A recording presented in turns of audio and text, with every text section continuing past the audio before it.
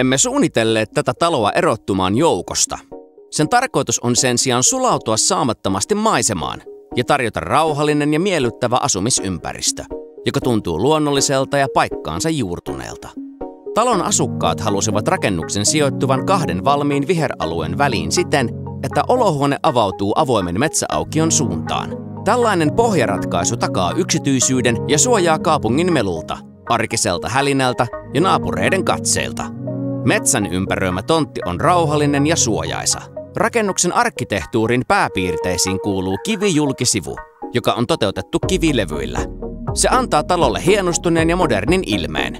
Puurimoitus tuo julkisivun lämpöä ja rytmiä.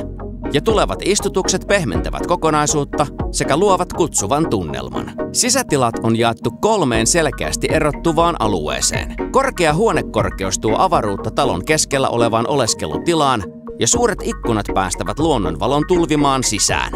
Päämakuuhuoneeseen kuuluvat vaatehuone, josta pääsee kulkemaan läpi, sekä oma kylpyhuone. Talossa on myös tilaava työhuone, joka on välttämättömyys etätyötä tekeville asukkaille.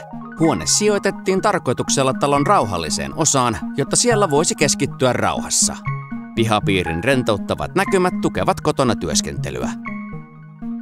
Helppokäyttöinen kotikuntoilutila on suunniteltu tuomaan energiaa treeneihin. Korkea huonekorkeus, suuret ikkunat ja laajat näkymät ympäröivään vehreyteen tekevät tilasta valoisan ja ilmavan. Liukuovet avautuvat tarvittaessa kokonaan ulos. Päästään raikkaan ilman virtaamaan sisään. Hyönteisverkot takaavat mukavuuden ilman, että avoimuudesta tarvitsee tinkiä. Ja saranaovia tai muita esteitä ei ole häiritsemässä yhteyttä sisä- ja ulkotilan välillä. Terassi rajataan pian lasiovilla, muuttaen sen suojaiseksi jatkeeksi oleskelutilalle. Lasitetusta terassista tulee viihtyisä paikka ruokailla, rentoutua ja nauttia iltapäivän lempeästä valosta.